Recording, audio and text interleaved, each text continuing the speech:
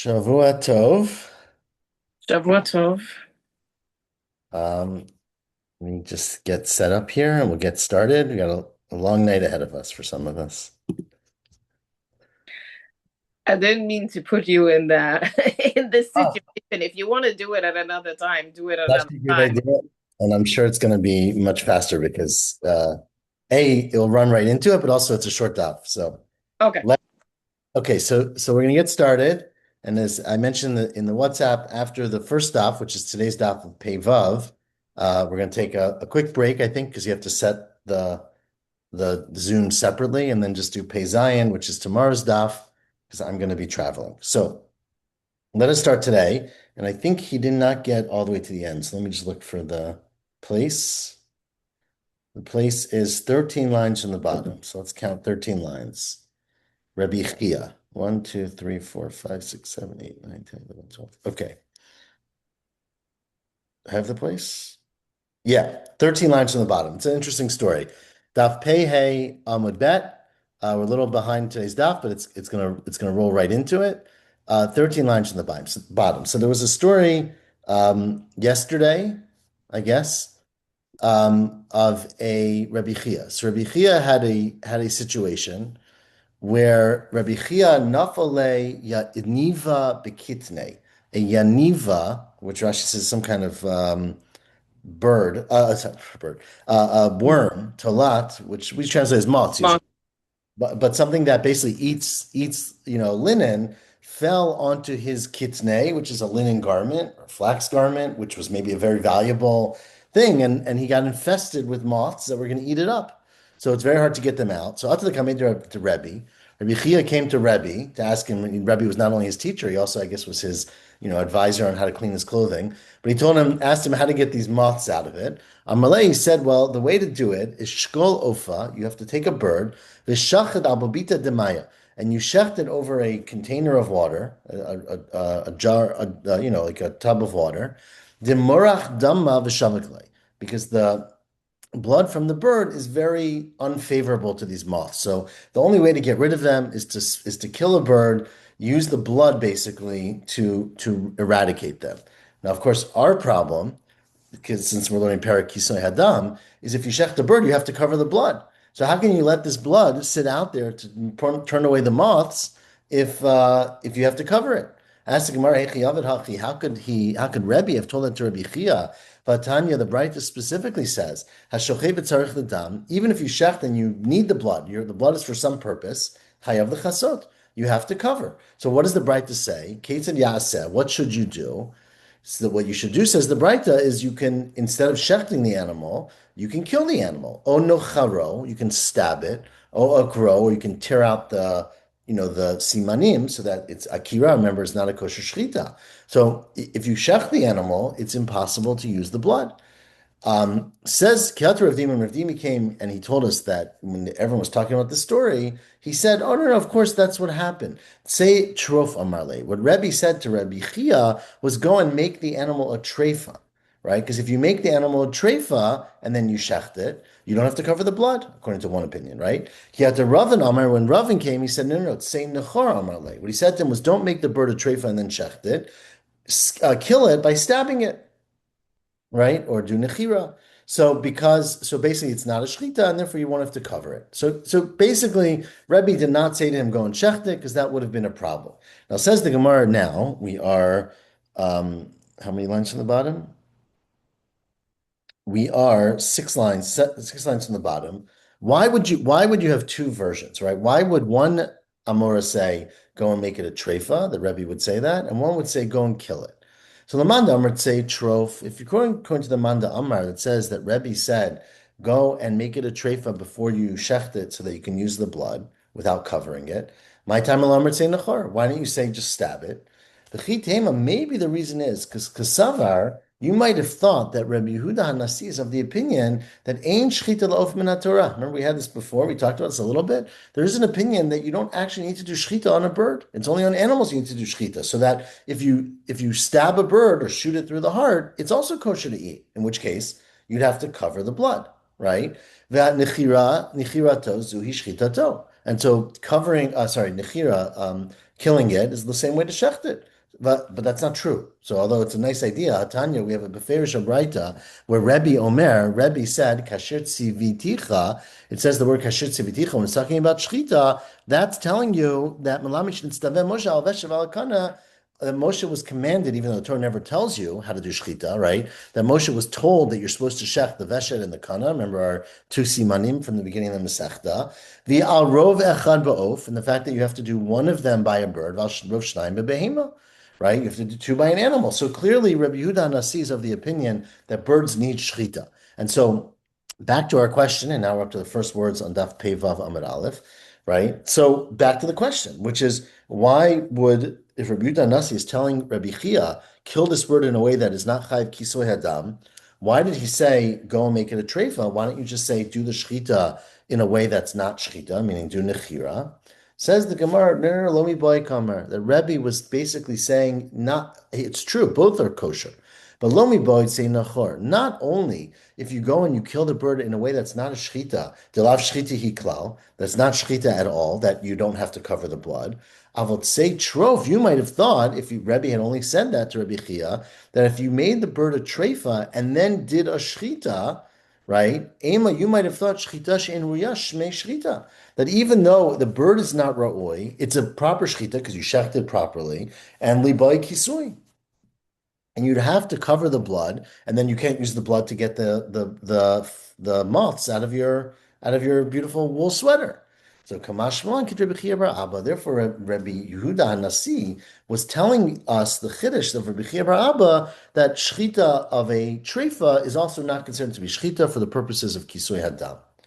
Ulaman da Amr Tzei Nachar. Now, what about the other way? According to the Amor who came and said that Rebbe said Tzei Nachar, my time alo Amr Tzei Trof. Right, and just to clarify, right, these Amoraim are reporting what Rebbe said or was alleged to have said. So we're not asking, they're just reporting. We're not asking why did he not say something else, but why did they understand? Because they must have asked the question. Why say Tzei Nachor, go and stab the bird? Why don't you just say make it a treifan and shecht it properly, right? B'chitema, maybe it's because that Amora holds, that Rebbe holds that even though it's a treifa, if you did a shchita on a treifa, it would still be called a shchita, and you'd have to cover the blood. But we know that's not true. We had just recently, Rabbi Chia bar Abba said in the name of Rabbi Yochanan that I guess yesterday we even had this, right? Rabbi Chia bar Abba said in the name of Rabbi Yochanan, Ra'a Rebbe divarav shel Rabbi Shimon b'kisui hadam. Remember, Rebbe agrees with the opinion of Rabbi Shimon when it comes to kisui hadam. The opinion of Rabbi Shimon in our Mishnah is that shchita she'ena ru'ya, eno shmo shchita, and you don't have to cover the blood. And shano b'lashon chachamim, and therefore he taught it in the name of the chachamim as if it's the general opinion, even though it's an individual opinion, because that's how he paskins. So clearly, Rabbi Yehuda Hanasi himself paskins that shchita she'ena ru'ya by a bird or by an animal is not called a shchita, and you don't have to cover the blood. Answers the Gemara, Lomi boy Kamar. What that Amor would be saying is that Ravin said that, right? Is saying Lomi boy say trof, right? Not only if you go and say, go and make it into a treifa, and then you shecht it, that you can keep the blood, because we know Rabbi Yehuda Hanasi's opinion is that a shechita that's inappropriate, meaning that's not going to matter the animal, because it's a treifa animal, is not considered a shechita, and you're not chayiv in kisui hadam. Aval, maybe tzei nachor, maybe if you had just gone out and said, go and stab it, maybe emash ein shechita l'of min Torah. Maybe Rebbe holds that you don't actually need to do shechita on a bird. And so if you just stab a bird or just cut off its head without shechita, it would be considered to be nechirato zuhi shchitato. Cutting off its head, stabbing it is considered to be shchita, v'libai kisui. And you have to cover the blood. Kamash malan kasher tziviticha. Therefore, we rely on the pasuk of kasher tziviticha to say that Rabbi Yehuda Nasi holds that shchita of a bird is also required min haTorah. And if you kill a bird without shchita, it's inappropriate, and you don't have to cover the blood. And so that's the two versions of what Rabbi Yehuda Nasi told Rabbi Chia when Rabbi Chia came to the Beit Midrash and said, my favorite sweater is about to get ruined. Okay? So that's how we understand it. Now, ask the Gemara, just before we get to the next Mishnah, a little side point, which is, did that ever happen? Right? I thought they lived in such a beautiful, we'll see why in a second, where there were no bugs on their no infestations in their clothing. Minafale yaniva bekitne? What did it was it the case that in Rabbi Chia's community and Rabbi Chia himself that there were moths falling on the clothing and ruining the clothing? Amar Ravin bar Abba, there's a very interesting story or statement of Ravin bar Abba, and some say Amar Rabbi Avin bar Shva. Some say it's Rabbi Avin Bar Shva, which is an interesting name. But the statement they made was that, the the um the influence of the Olei Bavel was quite impressive. Nish'alu b'nei HaGola.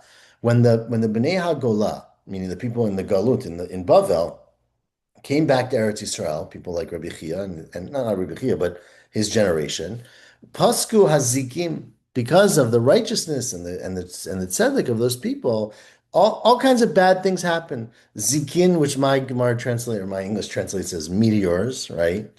But I don't know, some kind of scary things in the sky. Zavot, which literally means the shaking of the ground, earthquakes. Well, that's Zavot. Zikin are flames. Um, so Za'avot, which is shaking of the earth. Ruchot, these really, really damaging winds, or what we, I guess, would call tornadoes. Re'amim, which literally means thunder, but I guess, really bad thunderstorms. So all these things, all these terrible natural calamities stopped. V'lo hichmitz yeinam, and their wine never went bad. V'lo laka pishtonam, and their cloth, their flax, never got diseased, it never got infested, right? And when Ravin bar Abba or Rabbi Avin bar Shva said this, Natnu chachamim eineihem Rabbi Chia ubanav. They looked at Rabbi Chia and his sons who had come up, Rabbi Chia and the Bnei Rabbi Chia who came up from Bavel, and basically were crediting them with bringing good fortune and good mazel to all the Bnei Eretz Yisrael, so that none of these bad things happened. So just because of that, how could Rabbi Chia show up one day and say, "I have a disaster. My clothing is infested with moths"? Says the Gemara, a very interesting answer. That it's true that they brought up that goodness and that good luck, I guess. But kimahanyas chutayo alma, their zchut helped everybody else, but aditulo, it didn't help them. Sometimes people's tzedek and the righteousness will help the rest of the world, but it didn't specifically help Rabbi Chia and his children, and there's a precedent for that. Rav Yehuda Marav, Damar Rav Yehuda Marav, as Rav Yehuda Marav said before, this is referring to someone else, Rabbi Chanina, B'chol yom v'yom bat kol yotzeit v'omeret. Right, remember Rabbi Chanina was very, very poor. We had the Mishnayot about this. It's Rabbi Chanina ben Dosa, right? And there was a sound that came out every day, a bat kol that came out every day and said, Kol ha'olam kulo nizom b'shvil Chanina b'ni. The whole world gets its merit to have mizonot, to have prosperity because of my son Chanina, Hashem says, because he's so righteous. But Chanina b'ni, he doesn't have anything. Dailo b'kav charuvim me'erev Shabbat le'erev Shabbat. He lives on one kav of charuvim, of whatever we call it, the stuffed carobs that we eat Yeah. on Tu B'Shvat, that he lives on that from one week to the next, meaning he's terribly poor and impoverished. But you see that sometimes that's the way it works. The zchut of some person helps others, but not necessarily themselves. And that's why Rabbi Chanina got ruined in his sweater got ruined. Okay. That's the end of that story. Says the Gemara, we're back now in the middle of Daf Pei Vav Amud Aleph to our topic of the Perek, our Mishnah, which again is a question of Kisui Hadam. Right? If you shecht an animal, only a chaya and a bird, an oaf, you have to cover the blood. Okay? If you do a shchita she'ino ru'uya, we had in the last Mishnah, then you don't have to cover the blood. It's machlokah, but you don't have to cover the blood. Says our Mishnah, well, what if you have shchita by cheresh shota v'katan? Which brings us back, of course, to the first Mishnah of the Masechta, right? Cheresh shota v'katan sheshachtu.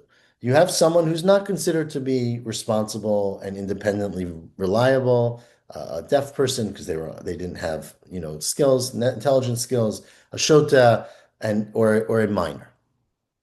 Says the Mishnah, if achirim ro'enotam, remember, if someone else is watching them, we learned in the first Mishnah that that's a kosher shchita. In which case, chayav l'chasot, you got to cover the blood because it's a kosher shchita, and so it's a chiyav and kisui adam. It's very interesting. Obviously, that you can't require a cheresh shota and katan themselves to cover the blood, right? Because you can't; they're not chayav and mitzvot. So Rashi explains, and the Gemara is going to go through a little bit, that we're going to have actually the next Mishnah, that Kisui Adam is not just a responsibility on the person who does Shechita, it's a responsibility on anyone who sees the Shechita, right? So meaning you're supposed to do it if you're the shochet, but if you don't, and someone else sees that blood on the ground, they have a mitzvah to cover it as well. So it says our Mishnah, you would have to cover that blood, but if they did it beinan leveinatzman, if they shechted on their own, then says the Mishnah, patur lechasod.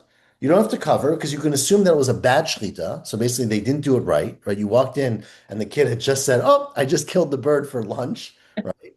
So you could see that happening. And you could say to them, get rid of the knife, take it away. And it's considered to be a nevela, because that's what happens when you shecht an animal that's not kosher, right? It's a dead animal that wasn't shechted properly.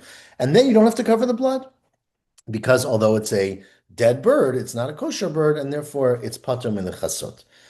Continues the Mishnah, and the same thing is true about the prohibition of last parak, that you're not allowed to kill an animal and its child on the same day. Same thing would be true. If the chereshota v'katan shachted, shachtu v'acherim roinotan, then it's a kosher shchita. And then asur the shchot achareihem. You can't then shech the mother or the child after them, right?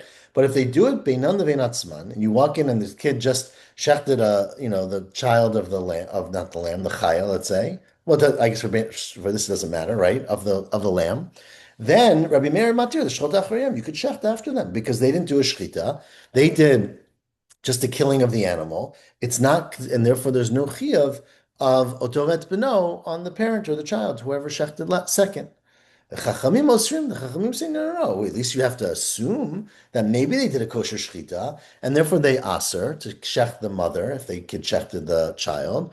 Umodim shem shachat sofek arba'im. But of course, the Chachamim admit that if you do shechita of the parent after the child shechted the kid, you don't get makot because you don't know if the child did it properly. So you can't prove it's wrong, but you shouldn't do it, right? And Rabbi Meir says, don't worry about it. Says the Gemara, I don't understand. Rabbanan, the Chachamim who clearly argue with Rabbi Meir about Otovet Beno, that if you have a Chereshota v'katan, or katan, who shechs an animal on his own or her own, right? And then you walk in and you don't know if it was done properly or not.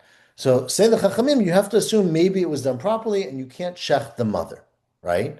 Why did they argue only about Otovet Beno? Why don't they say you have to cover the blood, right? Because maybe they shechted properly and it's a properly shechted animal and the blood should be covered if it's a bird or a chaya. So that's the Gemara of Rabbanan, at the beginning of the Gemara now, halfway, a little more than halfway down. Maishna Reisha de lo pligi, Maishna Sefer de pligi. Why in the Reisha do they not argue? Rabbi Meir says, Chereshot v'katan, don't worry about it, don't cover the blood, because they for sure did it wrong. And the Chachamim show up and say nothing. And then in the second part of the Mishnah, they argue. And they say that by Otovet Beno, you shouldn't shech the mother, because maybe they shechted it properly. Says the Gemara, there's a big difference because in the beginning, the Reisha, the Chachamim came and said, "Look, this minor shechted the animal. We don't know if it's kosher or not. Just in case, cover the blood." But then people are going to look at this and say, "Wait, why are you covering the blood?" Amri, people are going to come to say, "Shchita malyati." You did a good shchita of this animal, and they're going to eat it. They're going to come to eat it. And it says, okay, what about the seifa? Right? Seifa nami, given the Gamra Rabbanah, so the Shchot Achreihem. In the Seifa, the Chachamim said, well, if the child shechted the first animal, don't shech the next animal. People are going to say, why aren't you shechting the next animal? It must be because, Amri, they'll say, Shchita ma'yatahi. The first shchita of the child or the chereshot of the katan was good. And so they're going to come to eat it. This word, not necessarily. Because in the Seifa, the question is not whether you're doing an act, you're not doing an act. In the Reisha, it's a question of covering the blood or not. In the Seifa, it's a question of not shechting the parent. Seifa Amriu, people will say they weren't hungry. They just didn't need to shecht another animal on the same day. Says the Gemara, okay, well, if you're subscribing that people are going to think other things, I can think of many other reasons why people would say you'd cover the blood. If someone shecht an animal in my living room, right? They had, I guess, dirt floors back in those days. You don't want the blood sitting there on the floor, right? So maybe you're only covering the blood because you're trying to clean up the blood that's in the middle of your living room. So why don't you say Reisha Nami Amri Lenaker Chatzerohu Tzarich? Only reason he's covering the blood is not because the shechita of a minor is a good shechita. It's because he's trying to clean up his courtyard. Says, well, okay, that's a great answer, but what if you shecht it outside where it was dirty and no one cared? Shachat ba'ashpa. Let's say the shechita was done in a garbage dump, right? So then you don't care. The blood can sit on that ground. It's going to get washed away eventually. It's not my problem.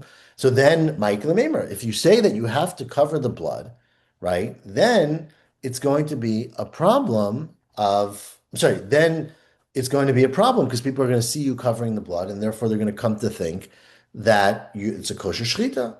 Says, well, what about the next case? What about Bali Malech?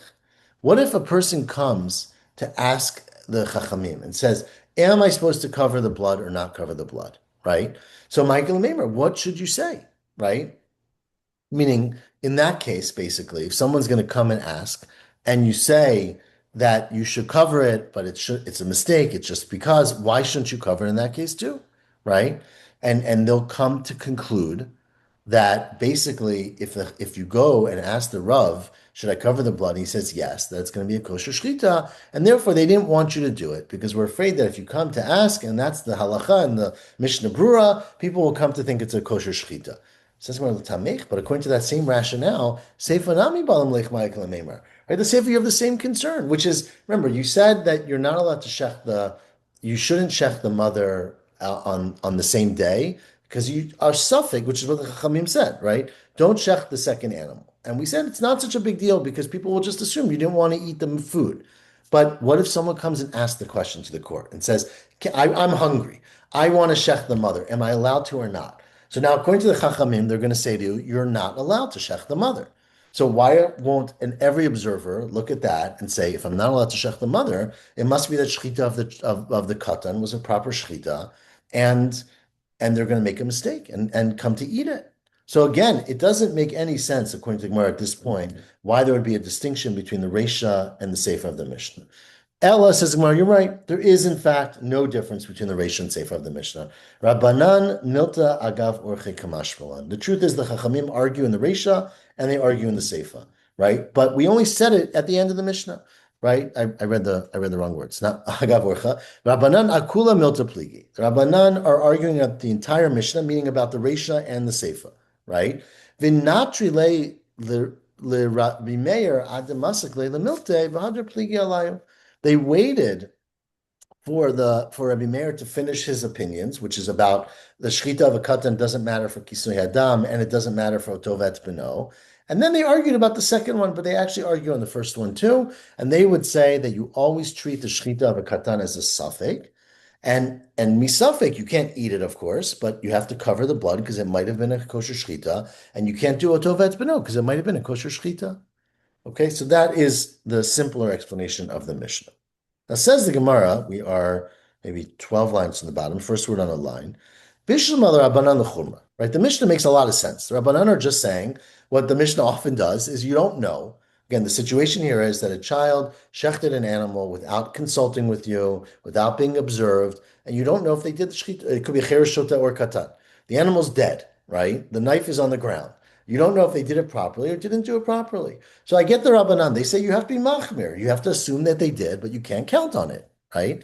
So I get why there's kisoy adam and otovet beno according to the Chachamim. Ela Rabbi Meir, my time. But why is Rabbi Meir so cavalier about saying that for sure it's as if the kid did not shecht properly? It's a nevela. Amar Rabbi Yaakov, Amar Rabbi Yochanan, because Mechayev, the truth is, says Rabbi Yaakov, Rabbi Yochanan, the Rabbi Meir is convinced that this child did it wrong because he doesn't know how to do it. Rabbi Meir would treat this dead animal like a full nevela. He wouldn't treat it like a suffix. It says maybe it was shechted, maybe it was nevela. My taima, Rabbi Ami, hov rov masem kukalin. Most of the time, cheresh shota v'katan do it wrong. And since we assume they do it wrong, you treat it like the assumption that this is done, shechted improperly. It's a full-on nevela. It's mitame. It's not chayv in kisui adam. It's not chayv in otovet beno. And Rabbi Meir has no doubts about the whole situation. Amrle Rav Papa the Rafuna Brei Rav Yeshua. Now Rav Papa then said to Rafuna, and Amrle Rafuna Brei Rav Yeshua Rav Papa. Some said it was the opposite way. Rafuna Brei Rav Yeshua said to Rav Papa, "I don't understand this problem. Might you're your rov. Why do you have to say?" This gets into a very interesting detail in Rabbi Meir. Why do you have to say that the reason Rabbi Meir says it's considered to be a nevela is because most of the time a cheresh shota v'katan will do a bad shlita. Even a miyud nami, afilu miyud nami, even if sometimes Acher Shota V'Katan did a bad shchita, it would also be a nevela. Why? Because there's a famous opinion of Rabbi Meir, which we're going to have in one line. The Rabbi Meir chayish l'miuta. Remember, Rabbi Meir's opinion throughout Shas is that he's worried about even uncommon events, meaning even a miut, even something that's infrequent, is important. Doesn't mean it's the assumption, but it's important. And he also holds that when you have a chazaka, right, like an animal that's alive, is not shechted, right? So the chazaka of the animal is a non-shechted animal, and your smoch miuta lechazaka. You would attach the possibility that this child did it wrong, even a possibility, to the chazaka that the animal is not shechted, v'itra leruba, and it would ruin, it would overcome the rove. The rove is, let's say, you mean even if the rove was that the cut and shechted properly, it doesn't matter because even a chance that he shechted improperly, plus the chazaka of the animal that when it was alive, it wasn't shechted, would make you treat it like a non-shechted animal, which is a nevela. How do we know that it's not? There's a Mishnah in Taharot, and the Mishnah gives the following case, nothing to do with shechita. The case of the Mishnah is Tinok shenimtza biyad isa ubatzik biyado. You find a child, a young kid, right, next to the big, they did communal doughs, let's say, so you have this huge thing of dough for challah, and the kid is standing right next to it with a little piece of dough in his hand. So he's got, tiny little thing. The assumption, of course, is that the child grabbed some of the dough and therefore touched the dough. Rabbi Meir says mitaher, it doesn't matter. The dough is tahar, even though we're going to see in a second that we assume that the child is tameh, right? Even though we assume the child is tameh, the dough is tahar. And the chachamim say it's mitamin. That since the kid is touching a piece of the dough now, so you know he must have touched the other dough, the whole thing is tameh. Why, say the chachamim? Because the nature of children is to play with things, handle things. Rashi understands, Tosis does not like this, but I'm going to go with Rashi, that because children play with dead bugs all the time. So since kids, little, 4-year-olds are sitting there on the ground and they're picking up dead animals, shratzim, that are tameh when they're dead, therefore you assume that the tinok is for sure, or mostly likely, to be tameh, and that's why the bread is tameh. Says the Gemara, but why doesn't Rabbi Aren't Meir say? all non-animals tamei? Dead Uh, animals? nevela would be tameh. Right. Sure. But I don't think kids are touching dead carcasses of animals. That's, I But guess. I guess why does it matter that Shrutzim are dead The Shvatzim if are only the when they're dead, but the point is that Shrutzim are not tamei if they're alive? Shvatzim are not tummy if they're alive. I don't Interesting. think Okay. I confirm that, but I don't think so. Someone correct me if I'm wrong, because I said that without confidence, but I don't think so. Is there a So rabbi in the call? No, I think you're right. I think okay, we'll check. But anyway, but the point is that the kids touch, they're touching these little cockroaches. Vamrina, so that we ask on the Mishnah Taharot, my time at Rabbi Meir. So what's the reason Rabbi Meir says that the bread is tahar? If the kids really are touching all these dead animals, because Kasavar, what Rabbi Meir holds is rov tinokot mitapchim.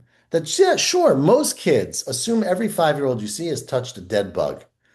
But some don't. Miut ein mitapchin. It's not 100%. Maybe it's 80%. I don't know. A small a minority don't touch. And the dough was tar before this kid showed up. And so what you can do, says Rabbi Meir, if you turn the page, smoch miuta lechazaka of itale ruba. You can attach the miut of kids who are not tamei to the chazaka of the bread that it was not tamei, and that overcomes. I use the word itra, which only means weekend, but it overcomes the rove is that this kid is tamei. So by the same extension, now go back to our Mishnah, right? Because now you should say, even if there's a small chance, 10% chance that this kid couldn't do shechita properly, the fact is that the animal has a chazaka that it's not shechted, because a living animal cannot be shechted. And if there's a chance that this kid did it wrong, you would go with the chance that keep the animal a non-shechted animal over the majority, unless you're 100% certain. So why does Rabbi Meir say that the reason that the kids' shechita doesn't count is because most kids can't do shechita? Even if some kids couldn't do shechita, it shouldn't count. Says Gemara, well, 1 second. There's a big difference between tuma and heter, right? And amru safek tuma l'taher. There's a suffix tuma, and Rabbi Meir says, okay, it's a suffix, so the thing is not tameh.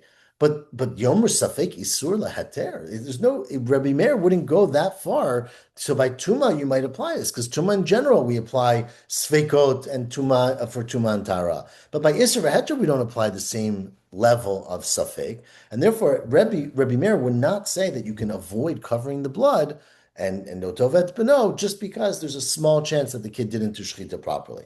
It has to be because it's a majority. Okay, so that's why the difference between Tahara and Isser. Now, it says the Gemara, Halacha Lamaisa, where are we? Third line. Hora Rabbi Rabbi Meir. Rabbi Yudah Nasi Paskin like Rabbi Meir, that a kid's shchita of a cherishot of a katan does not require an animal to have kisoy hadam. But some other time, Hora Rabbi Chachamim. Rabbi also paskin like the Chachamim, and so we have two versions of Rabbi, and we don't know which one to go with. So of course the question you're going to ask is which one came last, right? It's like the last will and testament. So Haiminayot Achronita, which one was last? So how do we know which one is authoritative? Rebbe clearly changed his mind, but we want to know what he concluded. So Tashma, we have a story which we think will prove to us which one Rebbe said last, because there was a story of Rabbi Abba, the son of Rabbi Chia bar Abba, okay, which we had Rabbi Chia earlier, and Rabbi Zera were havikaimu b'shuka de Kesari. Very interesting. I don't exactly know why, but Rabbi Abba, the son of Rabbi Chia bar Abba, and Rabbi Zera were standing in the shuk of Kesari in Kesaria in the marketplace, and they were standing apitra de Beit Midrash. They were standing outside a shul, right outside the Beit Midrash. So they were chatting outside. They didn't go in yet. Nafig Rabbi Ami Ashkechimus. Rabbi Ami showed up and he came out to, I don't know, check out the scene, and he saw Rabbi Abba and Rabbi Zera standing there. Amarlu, and he said to them, "Why are you guys standing outside? Didn't I tell you that when the Beit Midrash is ongoing, you shouldn't stand outside because we need you inside. There are people inside who are gonna, have questions, and you guys are very knowledgeable. We need you inside. So you got to come in so that there might be questions that you can help us with." Now, for whatever reason, Rabbi Zera Rabbi Abba lo Rabbi Zera said, "Okay, I'll come in and sit down," but Rabbi Abba did not go inside. Again, these are just the story. So Yatzvi, now, what they sat down in the Beit Midrash. What was the topic of discussion that day? Coming by there was this question: Haiminayu ba'achronita. Which one was second? We have a quote from Rabbi Yudah Nasi that he paskins like Rabbi Meir. We have a quote that he paskins like the Chachamim. Which one is authoritative? Which one was the last statement? And Amarle Rabbi Zera just walked in, said, "Lo shafkutun li deshayla l'saba." You don't. This is not. You don't really need me, right? You need to ask the other one, the Saba, which is referring to his friend who's standing outside, Rabbi Abba, because Rabbi Abba was the son of Rabbi Chia bar Abba, and of course Rabbi Chia, as we know, was this very, very close Talmud of Rabbi Yudah Nasi. So maybe Dilma Shmiya le me'avua. Maybe he heard from his father, and his father Avua minei Rabbi Yochanan, and his father had heard from Rabbi Yochanan. I guess what Rabbi Yudah Nasi would say, because Rabbi Chia bar Abba, his father, remember Rabbi Abba was the son of Rabbi Chia bar Abba, right? But it's well known that Rabbi Chia bar Abba called Tlatin Yomin Kamahadu Talmudik Kamei Rabbi Yochanan. He would repeat and say over his Talmud in front of Rabbi Yochanan so that it was authoritative every 30 days. So you got the wrong guy. For a question about Rabbi Yudah Nasi says you really need Rabbi Abba. So that was just this funny story. But it says, what's the halacha, right? My havila. So what happened at the end of the story? Says Gemara Tashma. In fact, we have a statement that says, Shalach Rabbi Elazar Ligola. Rabbi Elazar sent a message to Chutz La'aretz, Hora Rebbe Rabbi Meir, that Rebbe Paskin like Rebbe Meir. So that is the conclusive answer. Says Gemara, well, that's not very helpful because we just told you Rebbe sometime Paskin like Rebbe Meir and sometime like the Chachamim. Hakarabana Nami Ori. Adds a question. Elav shmamina hata achronita. You see from here that this must be the second one, meaning the fact that Rabbi Elazar sent out the message, it means they must have verified and clarified that Rabbi Yudah Nasi's real shita was like Rabbi Meir shmamina, and so that's how he paskin that you don't have to cover the blood because the cherishot of the katan is assumed to do it wrong. Okay. So now we're up to the last mission of today, or the last mission of Pei Vav, Amud Aleph. It's interesting on a suffix doraita that you would still ignore the doraita. It is interesting. It is interesting. I mean, what we said earlier was that it's not you call it a suffix, but it's rove. What Rabbi Meir said was that we assume that the kid did it wrong. So you call it a If suffix. there's a suffix, he did it right. So he clearly holds that it's very uncommon. I mean, I don't know what percentage is, if 1%, 2%. There's a certain point in life where you can rely on what's likely to have happened. But Chachamim agree with you. I'm not saying your Mm. position is wrong, but Rabbi Meir does not, and Rabbi Yehuda Nasi apparently does not either. Continues the Mishnah, Shachat mea chayot b'makom echad. If you run we call it a shlachthaus, right? You run a slaughterhouse and you kill 100 chayot in one place and the blood is dripping on the floor. Kisoy echad lekulam, you can cover them all at one time. You don't have to cover each one individually. Let it all drip out and then you could cover them. Mea ofot makom echad, 100 birds, kisoy echad lekulam. What about both species? Chaya va'of makom echad. You shecht a wild animal and then you shecht a bird.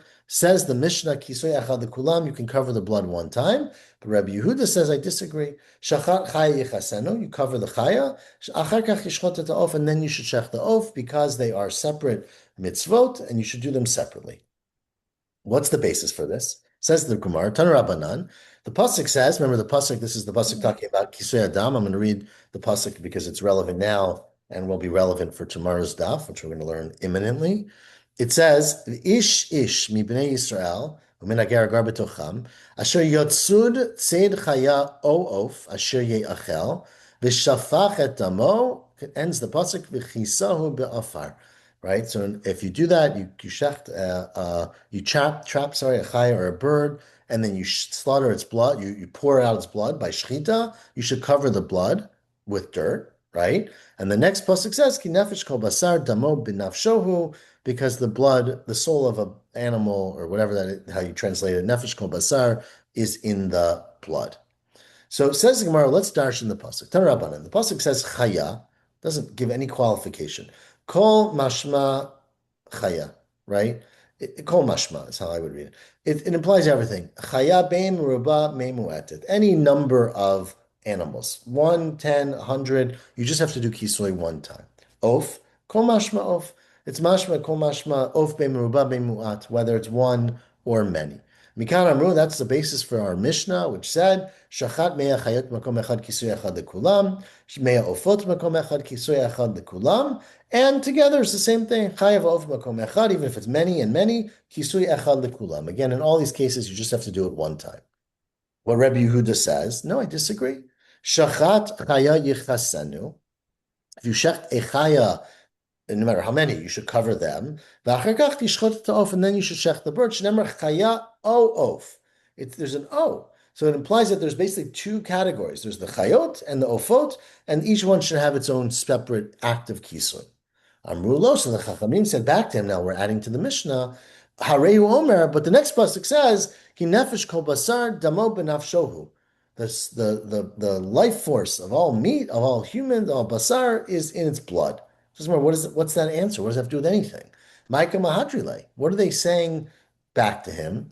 Rabbanan. The Rabbanan are saying to Rabbi Yehuda, Hi O mi the chalik. You need to have the word O to tell you that you might have thought if you just had the word, if you didn't have the word O, right? That when it says nefesh kol basar, you would have been chayav on both a kisei adam only if you shacht a chaya and an oaf, right? If it's a chaya of the oaf, I would have thought only when you shecht both you need to do kisei adam, not if you shecht one or the other. So the word "o" is there to tell you you're chayiv kisei adam on a chaya and you're chayiv kisei adam on a bird, but not that you have to do it separately. And Rabbi Yehuda's answer is no. The word damo, nafka, from the word damo implies its blood, which is singular. And so therefore you would have thought, oh no, you only have to cover it even if it's just one thing. What's the word O for? The O is to tell you that you have separate mitzvot for oaf and for chaya. And the Rabbanan's response, which now explains the Braita, is damo does not mean its blood. Damo can mean their blood. Tuva mashma, it can mean many animals. Dichtiv ki nefesh kol basar damo b'nafsho. Right, the next pasuk, which is referring to all flesh, which is clearly plural, says the word damo also. So the word damo can mean many animals too, and therefore you would not have known from the word damo that you'd be chayav on one or the other, and you need the o to tell you that. It's not extra like Rabbi Yehuda said, and therefore the chachamim say that you are chayav, you can cover them all together. Now, Amar Rabbi Chanina, says Rabbi Chanina, just a very interesting halacha, Kol which actually, basar is a singular, though. sorry? Kol basar is singular. But it's referring to, no, well, kol basar is singular, but it's referring to all flesh. It's the But, same. but when you conjugate kol basar, you use a singular verb afterward. So I've exhausted my Hebrew skills, but I guess I can't comment too much on verbs. But that's a Chachamim's understanding. That's referring to all flesh, as we would say. But you're right, the word is singular. Now, says Rabbi Chanina, and this is a very, we are at the fifth wide line. Moda haya Rabbi Yehuda in bracha. Rabbi Yehuda, who says that you have to do kisoy for the chaya and then kisoy for the oaf separately, admits that you for inyan bracha that sheino mevarech ela bracha achat, that you only make one bracha. Now Rashi understands that this is a bracha on shchita. That you do bracha on the shchita, so you're going to shech the chaya, you're then going to stop and cover the blood, and then you go to shech the oaf. You don't have to make a separate bracha on shechting the oaf because you don't say that the covering of the blood is a hefsek, is a separation between those two acts. I'm really Ravina the Rav because it's you're still doing the same thing. I'm really Ravina Rav Achabrei the Rav. I'm Rav Achabrei the Rav the Ravashi. Ma'ishna b'tamedi the Rav. Why is this different than the psak of the students of Rav? What's the psak of the students of Rav? The Rav Bruna, Rav Chananel, Talmidei de Rav. Rav Bruna, Rav Chananel, who were called the students of Rav.